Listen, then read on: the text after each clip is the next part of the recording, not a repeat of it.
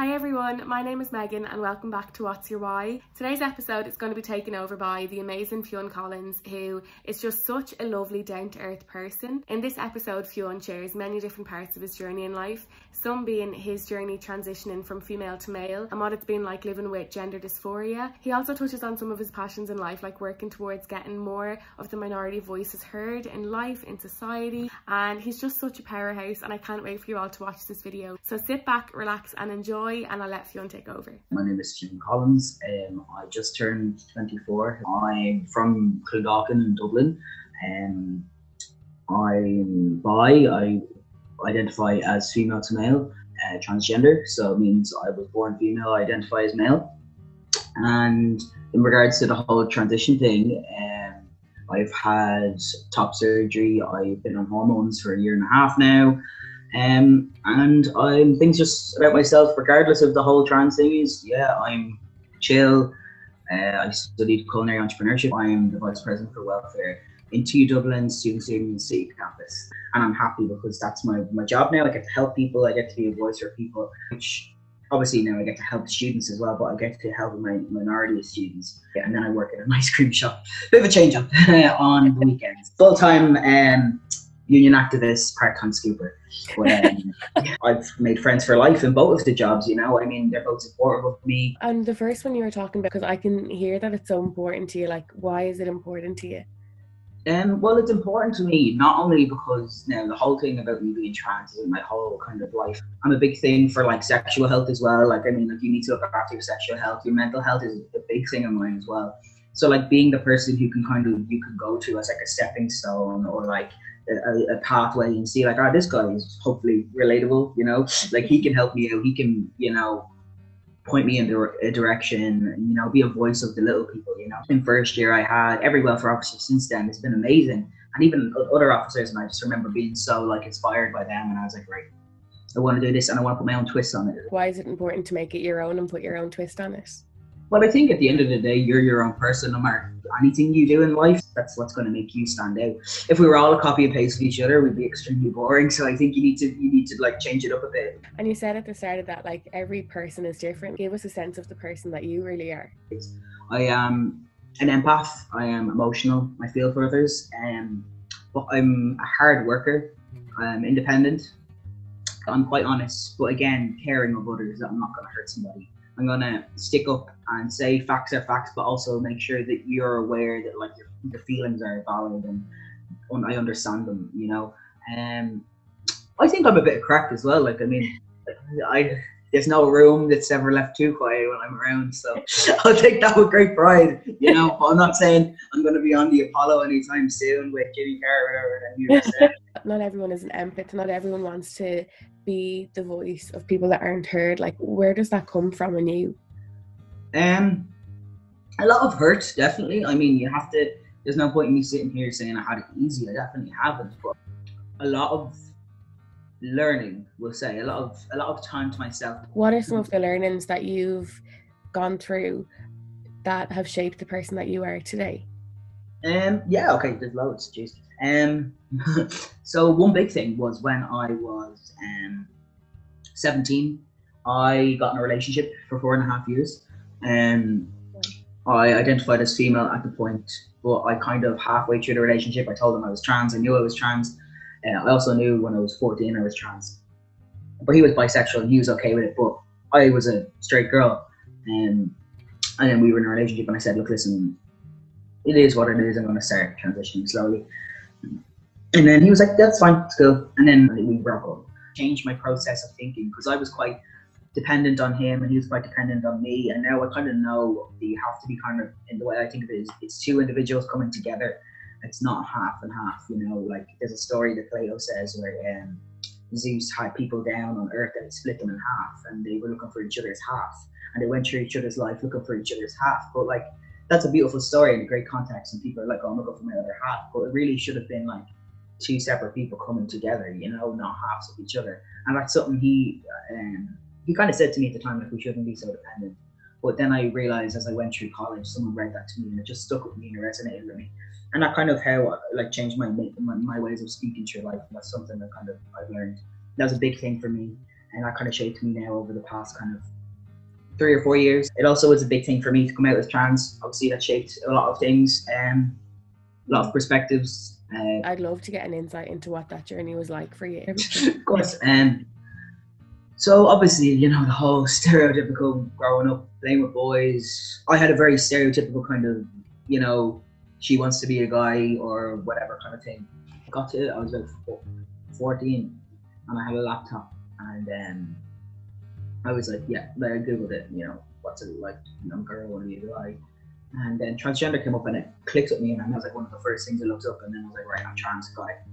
Had the very stereotypical, like my confirmation, I didn't want to wear a dress, I didn't want to wear bras, you know, I wore like a suit kind of thing on my confirmation, you know. My communion, there was murder to get me in that dress, and like it just makes sense now, you know.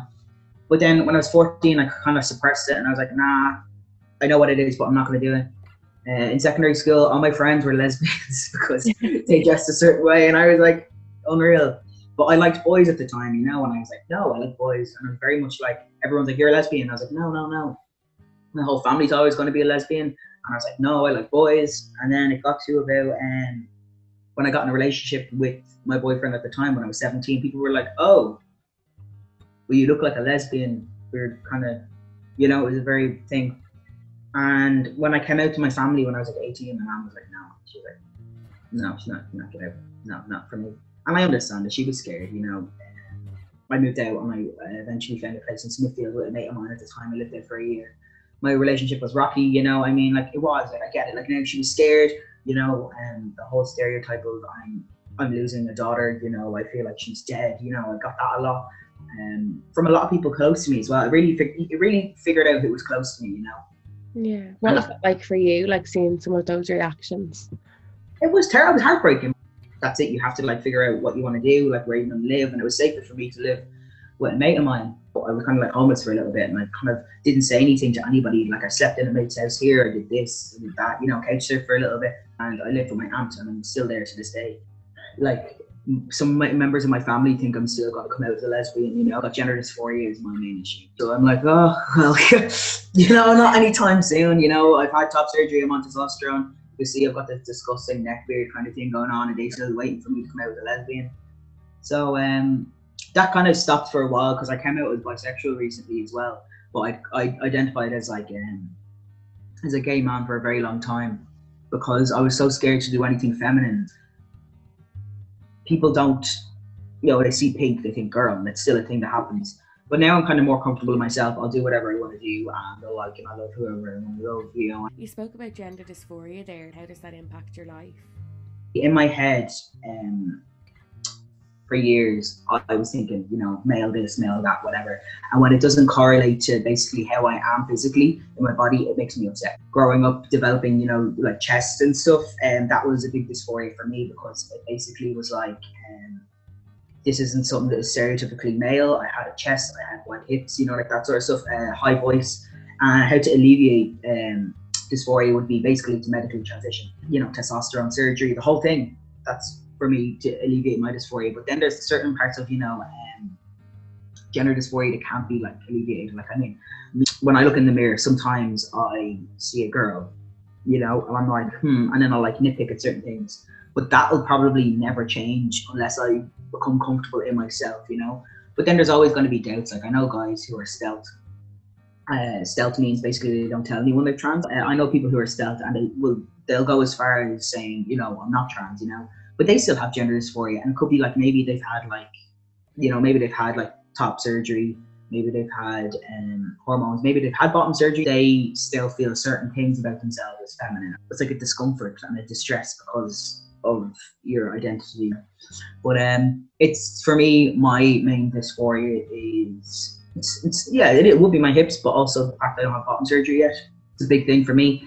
That was my main thing, how I knew that I was trans. You know, other people have different ways, but for me it was obviously the main thing. You know, I was like, yeah, that's the main one. And it's been always a really bad bottom dysphoria, and the lads and all my mates know that as well. Like only something like 10% of trans people, maybe it's less, get bottom surgery. I can just imagine how overwhelming that can be sometimes. Like, is there any ways that you take care of yourself in that? For me, you know, my brain works slightly different now since I've been on hormones. I think differently now. Yeah. So beforehand, I would have not coped at all, but now I can cope, and I'm very logical now. I'm like, this is this, this is this, this and this. For me, that's my self-care. So standing back saying, right, look in the mirror. You don't look like a woman. You might have feminine aspects. Gender dysphoria, how can we alleviate this? Maybe we can change out something you're wearing. Maybe it's something you're wearing. But I think that's just, remember, we're all on the same journey of like discovering ourselves. But again, you know yourself the best, you know. And like, what's most important to you in life? Friends, definitely. Why? Because when I didn't know myself, going back to me and all this discovery, you know, when I didn't know myself, when I was at my worst, I needed somebody there, even when I thought I didn't. You know, my best friend Emer, we have been friends since we were 16, and she was there for me. Her family was there for me, even for stupid things, like she was always there, you know.